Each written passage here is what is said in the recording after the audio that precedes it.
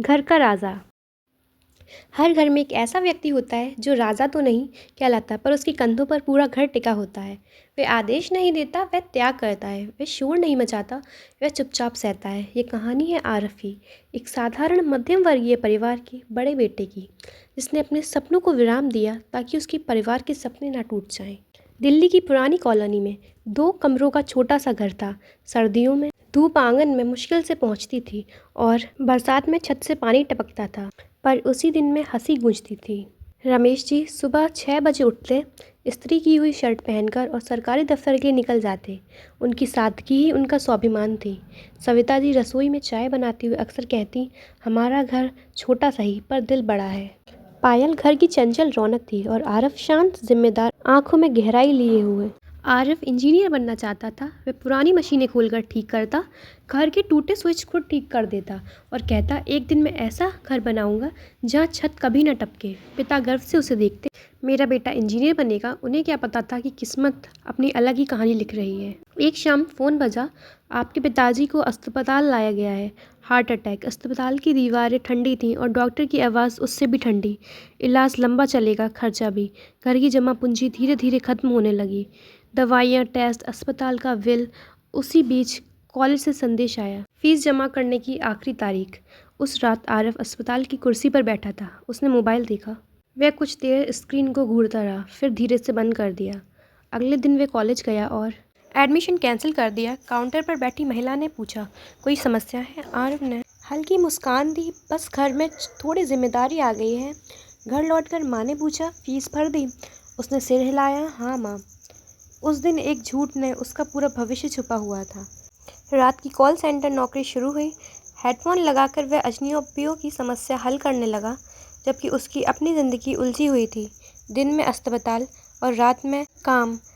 नींद उसकी सबसे बड़ी दुश्मन बन गई थी। दोस्तों के मैसेज आते थे, भाई प्लेसमेंट मिल गया, हमारा ग्रेजुएशन फ़ोटो देख। वह मुस्कुराकर देखता और फ़ोन साइलेंट कर देता। उसके भीतर कोई शिकायत नहीं थी, बस एक निर्णय था, घर पहले। एक दिन पायल को सच पता चला। वह चुपचाप आरफ के सामने खड़ी हो गई। आपने मुझे बताया क्यों नहीं? आरफ ने धीरे से कहा, अगर बता देता तो तुम पढ़ नहीं पाती। पायल रो पड़ी। आपके सपनों का क्या? आरफ ने शांत स्वर में उत्तर दिया, कुछ सपने हमारे नहीं होते, वो पूरे घर के होते हैं। उस दिन पायल ने मन ही मन ठान लिया कि वह अपने भाई का त्याग व्यर्थ नहीं जाने देगी। समय बीतता गया, पर परीक्षा खत्म नहीं हुई।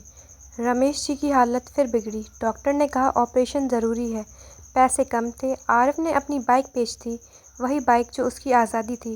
जब पिता को पता चला तो उनकी आंखें भर आईं। मैं तेरे सपनों के रास्ते में आ गया बेटा। आरफ ने उनका हाथ थाम लिया।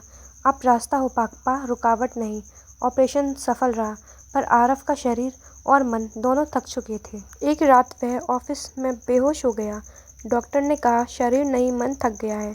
उस रात वह छत पर बैठा रहा। पहली बार उसकी आंखों से आंसू निकले, पर अगली सुबह वह फिर खड़ा था, क्योंकि उसे पता था कि अगर वह टूट गया तो सब बिखर जाएगा। 2 साल बीत गए। पायल ने स्कॉलरशिप जीती, कॉलेज में टॉप किया और कैंपस प्लेसमेंट पा लिया। जिस दिन ऑफर लेटर आया वह दौड़ती हुई घर आई, भैया हो गया। उस दिन घर में वर्षों बाद खुलकर हंसी गूंजी। पहली सैलरी मिलने पर पायल ने एक लिफाफा आरफ को दिया। अंदर उसी कॉलेज का एडमिशन फॉर्म था। अब आपकी बारी है, उसने दृढ़ स्वर में कहा। आरफ हिचकिचाया, मेरी उम्र निकल गई। पायल मुस्कुराई, सपनों की उम्र नहीं होती। इस बार घर आरफ के पीछे खड़ा था। आरफ ने फिर पढ़ाई शुरू की। दिन में कॉलेज, रात में पार्ट टाइम। उम्र ज़्यादा थी, क्लासमेट्स छोटे थे। कई बार उसे अजीब नज़रों से देखा गया, पर इस बार वह नहीं टूटा, क्योंकि अब वह अकेला नहीं था। 4 साल बाद वह इंजीनियर बन गया, पर उसकी कहानी यहीं ख़त्म नहीं हुई। अंतिम वर्ष में उसने एक प्रोजेक्ट बनाया, कम लागत में मजबूत और टिकाऊ घरों का मॉडल, खासकर उन परिवारों के लिए जिनकी छतें हर बरसात में टपकती हैं। यह प्रोजेक्ट नेशनल इनोवेशन प्रतियोगिता में भेजा गया। देश भर से हज़ारों प्रोजेक्ट्स आए थे। परिणाम के दिन उसका नाम पुकारा गया। नेशनल इनोवेशन अवार्ड्स जाता है आरफ रमेश शर्मा को। तालियों की गूंज के बीच वह मंच पर पहुंचा। पत्रकार ने पूछा, आपकी प्रेरणा? आरव ने कहा, मेरे पिता की टूटी हुई छत और मेरी माँ की चुप मुस्कान। सरकार ने उसके प्रोजेक्ट को मंजूरी दी, उसे फंडिंग मिली और उसने एक सामाजिक उद्यम शुरू किया। कुछ ही वर्षों में उसने हज़ारों गरीब परिवारों के लिए सस्ते और मजबूत घर बनाए। एक दिन उसी कॉलोनी में जहाँ वह बड़ा हुआ था, नए घरों का उद्घाटन हो रहा था। मुख्य अतिथि थे इंजीनियर और सामाजिक उद्यमी आरव रमेश शर्मा। माँ पापा पहली पंक्ति में बैठे थे। पायल गर्व से मुस्कुरा रही थी। मंच पर खड़े होकर आरव ने कहा, मैंने कभी राजा बनने का सपना नहीं देखा, बस इतना चाहा था कि मेरे घर की छत टपके नहीं। आज अगर हज़ारों घर सुरक्षित हैं तो ये मेरी असली उपलब्धि है। भीड़ तालियों से गूंज उठी। उस दिन एक साधारण घर का बड़ा बेटा सिर्फ अपने परिवार का नहीं बल्कि समाज का सहारा बन चुका था।